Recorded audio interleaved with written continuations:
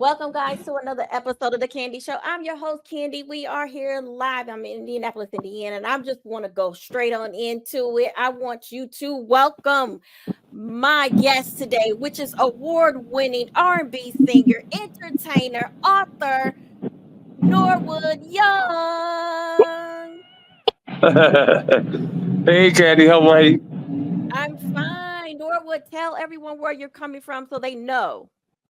Oh my gosh, I had to apologize. I am in Bangkok, Thailand, where I've lived here for 6 years, and I just got off the stage at let me see, quarter to two in the morning. I have not worked this late in my life, so I am dying. First of all, but I had to do this interview. I had to do it. So believe it or not, I'm in the middle. You see that light hit my face? I'm in the doggone parking lot because I had to do this interview. Well, I thank you so much for your time. We're not going to keep you so long. So I just Okay. want to go into right now. We have one thing we want to talk about first and foremost. You have a song called Rainy Days out. Yes. Yes, Rainy Day. It's my new love song to myself. I love it. It's a sad song, but I love the song. Okay, tell everyone where they can actually find it at. Okay, you can find it on all digital platforms. Spotify, Apple Music, any digital platform is there. It's there. Okay. Tell Yes. me a little bit about your performance. You said you just got off stage. Give us a little bit of background of Norwood Young. Yes, yes. I have a residency here at Bangkok on Saturday nights, and actually, by popular demand, I'm doing two clubs that are owned by the same owner. So I get off the stage at 11 o'clock there, and then I'm here by midnight. Don't ask me why I said I would do that crap. But baby, let me tell you, in this 3 months is up, I'm out. It's crazy. I'm in the middle of the damn parking lot in Bangkok like a nut. I had to do this for you though. Yeah. Well, I thank you so much. I know for those who are watching or going to be watching a little later on, it is very loud back there. So we're going to make sure that we can scream as loud as we can so you can hear me. And Yes. then Oh my I want gosh. And listen, now I want to tell your viewers, if you see me doing like this, I'm here, but I'm trying to listen. Oh my that, God, what we doing show business. So that's when you see me okay. do this, I'm listening. All right. All right. Well, let's go ahead. Get on into it. Rainy Day. You just said it's a little bit of a sad song, but it's a beautiful song to me. Thank you. Yes, like I said, it's a beautiful tool, but it's about love lost. It's about a man not stepping to the plate and losing the love of his life. So for men will definitely relate to losing the one that got away. So that's what this is about. Rainy day is actually it's a rainy day because my baby says she don't love me. So yeah, it's sad. I can't even lie. It's sad, and I guess it's sad because every time I sing it, my head takes me back to how I lost it. So yeah, I'm bitter. I'm still a little bitter, but I wrote about it. Yes, you did. Yes, you did. And I'm tell you what, I'm midway through the book, which we're talking about your book, Getting Back to My Me. I'm halfway through it, but it's a book that I can't put down. And you Wow, wrote this thank you. how long ago? I wrote this almost 10 years ago now. In fact, I'm writing my new book about that's called Getting Back to My Me. The good news is I found my me, and I left America. And yeah, that book was a definite was a definite. I'm trying to figure out how to say it. It was a love letter to my younger self. And if you're halfway through it, then you know about all the horrible stuff that I went through. I don't want to give it away, but horrible stuff that led to uh, abuse of many different types. So for me, I needed to actually do that. I had to get it off my chest. I had to hold the persons responsible who had a lot to do with that stuff that went on. But the good news is that I couldn't have made a better decision to move here. So I'll be writing the upside to that. But getting back to my movie, as you know, have you gotten to any of the juicy, dirty Hollywood stuff yet? The celebs in there? I'm past the chapter where you talk about your animals, so I'm past that. Okay, the ad. Okay, well, see, in the book, because I'm not really messy like that, and I don't want to mess up people's lives. So in the book, I changed some of the names. But if you're real smart and if you dig real deep, you can figure you can figure it out. I'm telling you what, like I said before, it's one of the books where you can't just read one page. You have to continue going along. And for me, it wasn't just about your journey, but it was also how you were able to come out of it. And you are here today to tell your truth. Yes, and that is what's the most important, and I guess the most feedback that I've gotten back because it's called getting back to my me. A lot of people have written to me, DM'd me about themselves losing their me, and your me is basically whatever you're passionate about, whatever you feel were put on the earth to do, or even if you're still finding your me, when you let life destroy it and take your happiness and take your joy. So you have to tap back into living your best life. And sometimes it's painful. Sometimes it's going to be family. But if they are not uplifting you and helping you achieve what your goals are, then you got to cut them off. You gotta, you know, hard but it's fair, nappy but it's hair. That is so funny. I have to tell you, when I started doing my research and getting back to my me, that is something that everybody can relate to. I know I can relate to it. I'm doing that right now because you just said life, Yes, lives. And it's like you yes, lose yourself in those moments, and then you realize I'm not doing the things, or I'm not the person that I used to be. right, right. Well, actually, I know the single is Rainy Day. But my favorite song and most important song is also called Getting Back to My Me. And have you heard the song yet, Candy? Yes, I have. Yes, I Yeah, have. if you can listen to it and not cry through it, then you're a champ. Because what it does is it the emotions are relative to most people or to a lot of people. Because life does what it does. Life be life, and then you look up and 30 years later, you've lost your me. So this is like to encourage people because the line says, "I'm a work in progress to be the best and no less." I'm a work in progress to be the best and no less. I'm not yet where I want to be, but by the grace of God, I'm getting back to my me. So yeah, get back to don't ever. It's hard when you're growing up, to know what your me is.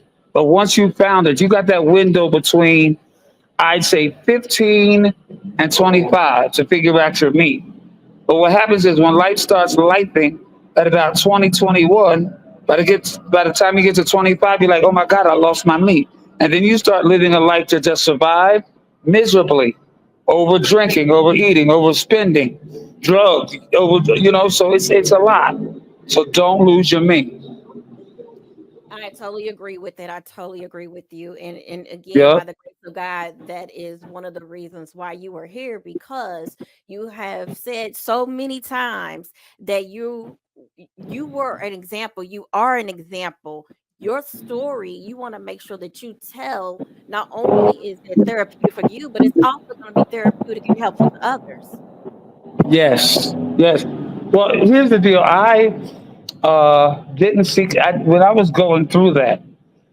Therapy was me and God, and not because of the black stereotype. We don't do therapists. Is my career masked allowed me to mask all of my pain. You see, it allowed me to act as though I weren't there. I had a lot of money.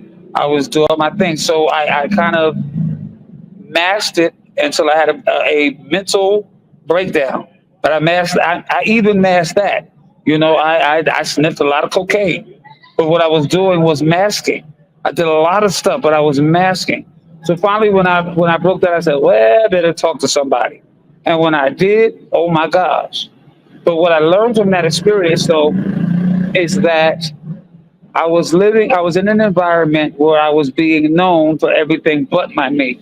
I was being known for my money and my wardrobe and my cars to a point where, and my parties, when I would do interviews, everybody was more interested in the stuff that wasn't my me and not my music. So when I realized that if I did not sing, I might as well jump off a bridge. I had to leave a country, leave America, and go someplace where nobody knew me at all. From it, unless they Google me, they don't know crap about Norwood Young except that he's a great entertainer, and that's all I wanted, and that's all they know. So I am happier than I've ever been in my entire life. Praise God for that. Let me tell you, your voice, I love it. I love your voice. Oh my gosh. I'm Thank like, you, Candy. I can't stop listening to you because it's just so infectious. Thank you, Candy. Thank you very much. Yeah, I tell my audiences all the time, singers are a dime a dozen. You know what I mean, and especially in America. So for me, it's not about how it is about how it sounds, but for me, it's more important at how it makes you feel. You see, and I think that the problem with most R&B today, and who said this too? I forget who said it, but I'm piggybacking. Is that most of the R&B singers today never went to church, so you got that. Most R&B singers never went to church, so they're hitting the notes and they're doing the grunts and the feels. But there's a difference between feeling something because it's relative. When you know who God is, or when you know that someone or something or some spirit has brought you through to where you are now, and you can relate to that, you put it in music. But when you don't have that thing, that real thing, it's just okay, you know. But when, for instance, when Kelly Price sings stuff, or when Fantasia sings stuff, or Lettucey sings stuff, or what's her name, the new girl, Samantha, jazz singer, what's her name? I'm not too Samantha familiar. Joy. Yeah, you Okay. do. Yeah, just amazing. Even like the Luthers and those people all had church. They all had something that knew how to hit you in your gut. And what's going on now is not. It sounds okay, but it's not making you feel anything. That's it right there. Speaking of feeling, and you just mentioned his name, Rainy Day is a tribute to Luther, So correct? yeah, yes, yes. And the reason that it is because when I first wrote it, I was doing jingles. I was singing jingles for cars and beer. So I was doing radio jingles. And Luther and I had the same producer, and although at that time we had never met. Years later, we became friends. But at the time, our music, the jingle producer said, "Oh my God, that song, Rainy Day." She heard the demo. She said, "Oh my God, I want to give it to Luther." Now the issue was, although Luther hit and hit big, and I wish I would have gave it to him. Um, she wanted to give Luther my song. I'm like, oh no, because I thought that way back then that was gonna be my breakout song. I ain't giving it to this never too much nigga singing me. So I didn't give it to him. But after he passed, and my sentiment just became different, and it was my way of paying homage to him. You know what I mean? So yeah. So that's my little Luther story. He wanted my song, I wouldn't give it, but because of royalties today, I kick myself every doggone time I can.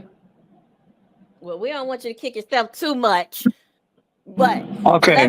let me ask you this. This is so in the time where a lot of our younger R&B artists that are coming up, it seems like, let's say, October London, with him coming out with the Marvin Gaye sound. Tell me, how do you feel about that with your voice the way it is, where you have those similarities? Do you Well, go encourage ahead. I'm that? Do sorry. you feel like, yeah, yeah, not a problem. Do you think this is the time for Norwood Young to really continue to make his way and make himself continue to stay a household name because Well, here's of the some of deal. the sound alike? No, no, no. Well, here's the deal. When I was younger, becoming a household name was a thing for me, right? Now, first of all, there's room for everybody, okay? Because when Luther was alive, Marvin Gaye was alive, James Ingram was alive, Lou Rawls was alive. There are a lot of people who were true to their artistry, and there was room for everybody. There is still room for everybody. October London is amazing. The difference is, well, the difference for me is, I never tried. There's only one me, and although you might hear similarities or inflictions or whatever that remind you of somebody else, for instance, Luther was a velvet voice. Period. You see, and he took you places. Still takes you places. I take you to those places, but I take you other places because I'm also a powerhouse. You know what I mean? I'm also a belter. Luther was not really a belter. That was my thing. You see? So I think that if we all stay true to ourselves and give what we give, October London is amazing. My question is, because I haven't heard the whole project, right? My question, I can't wait to hear stuff that is not. Have you heard them other than doing the Marvin stuff? And you know Yeah, what? I He's want to. actually from South. Yeah. He's actually from South Bend, Indiana. With I am from Indianapolis, Indiana. So he's from Indiana. But no, I have not heard of him other than the Marvin Gaye stuff. Okay, so that will answer your question. But what he does is absolutely brilliant, and I think that I'm going to sing until I can't sing anymore. And the music industry is so different now. Unless something ridiculous happens musically, I won't be a household name. But that's okay with me. I'm an author. I'm a television celebrity. There's a couple things that I've done in different arenas that satisfy me. I'm good. It's not about, okay, for me, it's not about, wow. For me, it's for me, it's just about being true to myself and touching as many people as I can. You know what I mean? Because the way the music industry is now, I kind of missed the boat on making all the money based on just the music. The live shows, yes, but with streaming, when you make 10 cents or 5 to 10 cents a damn record, no, ma'am, that's not. That's just it's just different. So now I got maybe two, three, four good more albums in me, right? But it's not with the notion of how much money I can make. It's just a good music. Do the people like it? My fan base or acquiring new fans, that'll be fantastic. But that's not my mission. Well, I'm gonna tell you what, I can listen to your voice all day, all night. Your songs that you've sung are were usually and still are about love. Yep, that's what they call me, the ambassador of love. And I like and unfortunately, and I have to go soon, but unfortunately, uh, but today's generation likes to be very, very explicit about the art of sex. I like to sing about love, and I like to leave it to your imagination. I like to sing you into it. I don't want to. Some of that stuff is out today. Woo! I want to sing stuff that your grandmother and your mother can listen to. You see, something that is not. I don't want to sing anything that I have to put a warning label on the title. It's not necessary to communicate for me. That's just for me. I'm not knocking anybody else, but like for instance, Luther never sang about the act. It was about the feeling. And I've always been that way. You just sing about the feeling, what the imagination, what it would feel like to kiss you. Not I want to stick it inside you and do. Ah, ah. Well, listen, You know sometimes what I some of that mean? stuff is a little cringy to my ears too, so I Oh my understand. God. Oh my God. Oh my! I can like. All right. I'm not. I know. I'm not. You're not gonna make me do it, Candy. I'm not gonna mention names, Sexy Red. I'm not gonna do that. Okay. Well, listen, I know you just said that you need to get out of here because you just got off stage, but Yes, ma'am. I want everybody to know that they can follow you on your journey, find out what's going on with you with Rainy Day and more songs to come. And also, you're getting ready to get a book together, a second book together. Yes, I'm Tell getting my every second book together. Go back on YouTube and find all my old stuff. Candy, question: are you only on Saturdays? No, I am not. I'm on any time when I can Wait a get. minute. Wait a minute. We gotta fight. All right. Go ahead. Say it again. I'm on at any time when I can schedule that with a guest. All right. So listen. Let's do this. This is because this was not fair to you or me. Hit up Andre or me. Let's schedule something else. We'll be in my house in the quiet with some flattering lighting because this is horrible. And let's do it again. Let's do it again and let's just kick it. Definitely, Okay? definitely, definitely. Promise? Let me. I definitely will. I promise. Okay. I just seen Andre a few weeks ago. So which let me. That's actually going to lead to this. I want to make sure that I thank you, Andre Pittman, for making sure we connect and get this together. Thank you, Andre. Yes. Thank you, Andre of Enthrone Records and Entertainment. So, Mr. Norwood Young, Yes, you ma'am. you can be found on social media. Tell them how they can find you. All right. On Instagram, I am just Norwood at just Norwood. Facebook, Norwood Young. Snapchat, Norwood Young. TikTok, Norwood Young. OnlyFans, no, I'm only playing. I'm only playing. All right. Well, I know you got to get out of here again. Thank you so much for your time, Norwood Young. I Thanks so much, appreciate Candy. you. So hit me up and let's do this again, okay? Yes, yes, yes. Guys, you already know the routine. If you are looking to Bye, push sweetheart. Bye bye now. bye Bye, bye. everybody. Make sure you are following the official Instagram page and it's Candy Talk Show. We're going to have another interview with him later on. So, guys, thank you so much. I'll talk to you later. Bye bye.